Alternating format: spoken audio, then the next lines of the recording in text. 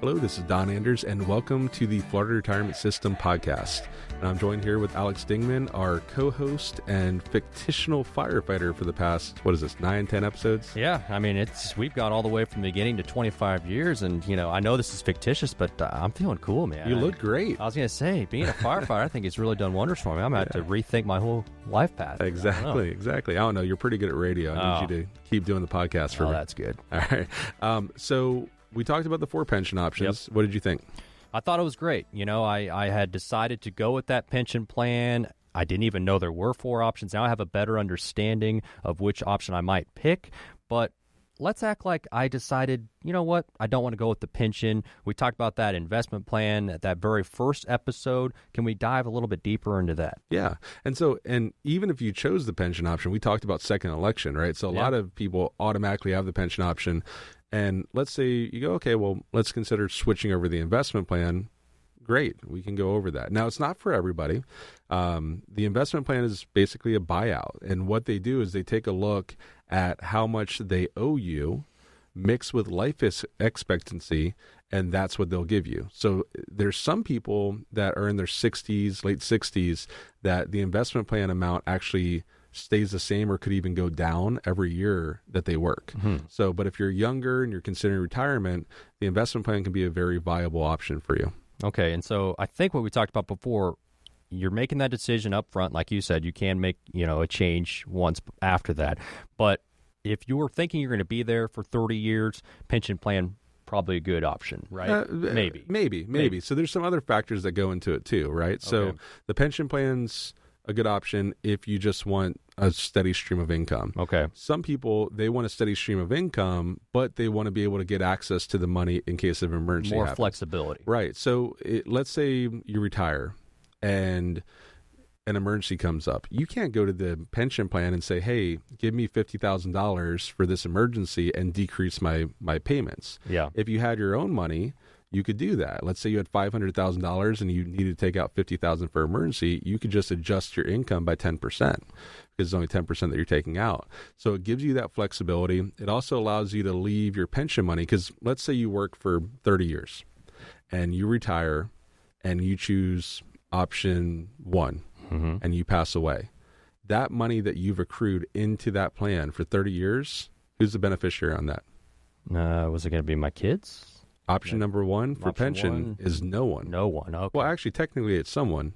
It's the state. Yeah, that money goes not back. As good as my kids. No, I would prefer it. Yeah. So remember, pension option. The only one that your kids can get was option 2. So pension option 1 is it just goes back into the state. Pension option 3, if you and your spouse die at the same time, relatively close, anything that's left over goes back to the state. Oh, wow. So the investment plan, the nice thing is you have control over that. Also, if they make changes to the pension plan down the road, then you can still be subject to those changes even after you retire. So some people decide to do the investment plan because they want to control their own retirement. They want to have it in their hands. They want to have contractual obligations, with companies or whatever it is, and just have it on their own.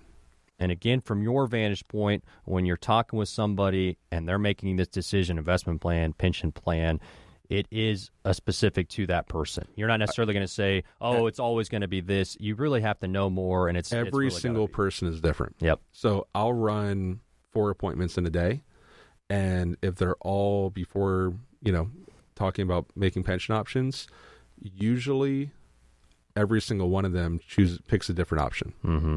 Maybe every once in a while we'll have some overlap, but usually out of 4 or 5 people, everyone should do something different.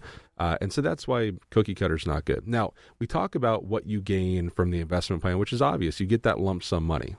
We've seen $500,000. We've seen $1 million. I've seen it upwards of $3 million for an investment plan buyout. Mm-hmm. But the real question is, what are you missing out on? What are you giving up? Yeah. And what you're giving up, if you choose the investment plan, is that guaranteed stream of income. If you're bad with money, then you're going to have to go back to work. Mm-hmm. I had one person who, they bought out their investment plan to buy a trampoline park that didn't pan out. So, so you have to be good with money. You have to make sure protect yourself from yourself if you want. Yeah. So, and people know that, right? Uh-huh. So we'll come in and we'll say, okay, well, let's go over all your options. And they go, you know what? I don't even want to look at the investment plan because I know I am not good with money. And if that's you, then go with the pension plan. You will protect yourself to make sure you get.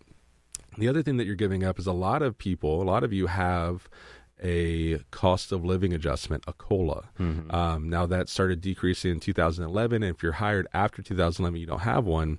But most investments are not going to have a guaranteed COLA built in like the pension plan will.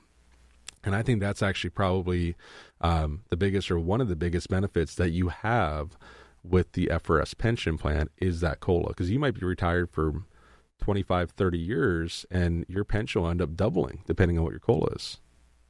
Well, a lot to think about with making these decisions, but thanks to you, I have a better understanding. I feel confident here in my fictitious situation that I know what I'm going to do now. Well, and for the people who it's not fictitious with, more importantly, this is, if you're thinking about this plan, this is really important that you contact a financial professional. The other ones, and I'm not just saying that because I am one. If you have someone that's trusted and knows the system, then go work with them. But, a few things about it. One, you need to make sure that they're trusted. My recommendation is make sure that they're fiduciary advisors. You need to make sure that, and then B, you need to make sure that they know the plan, right? So you don't want advice from somebody who doesn't actually know all the options. Financial advisors are very similar to doctors or lawyers. You have a lawyer who will specialize in, divorce. You have a lawyer that will specialize in accidents or defense or whatever it is. Financial advisors are usually the same way. You'll have those niches. So you have some that they specialize in accumulation, some that specialize in retirement. The way our firm works is we specialize in FRS employees and also people who want to be a little bit more conservative with their money and don't want a ton of risk. I mean, so just make sure. Just like if you were going in to get brain surgery, you want to make sure you're working with a brain surgeon, not a foot surgeon. Yep. Same thing with your retirement. And this is the one time that it's extremely important to talk with a financial professional. And once again, I'll throw our phone number up there just in case somebody needs the help. 888-960-4494. That's 888-960-4494. We work all throughout the state. But if you have someone that knows the plan and you trust, please go talk to them before you choose the investment plan and buy out your pension and lose those options. Good stuff. Till next time. Appreciate it, Don. Thanks.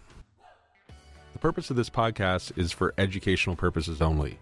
If you want more information, more education, please visit www.frsdrop.com. And that's our webpage where you can download more information. You can register for one of our webinars. You can even request an appointment for our team. And let me stress, this is education and information. Recommendations are for clients. They're for people that we actually meet with. And if you'd like to meet with us, we work all throughout the state of Florida. We'd love to do that, and you can also do that on that website. So once again, www.frsdrop.com. And one last thing before we go, this is a serial podcast. So meaning it's going to be about 15 episodes explaining the Florida retirement system. But please make sure that you subscribe, because if there's any types of updates or anything pertinent to your retirement, we're going to update it on this podcast. So there might end up being multiple updates that would be very important to you. So make sure you subscribe, because then you'll get an alert that there's a new episode. Also, if you have someone that would benefit from this, someone that you work with, someone that you know that's in the Florida retirement system, please consider sharing this with them. And please consider giving us a 5-star review.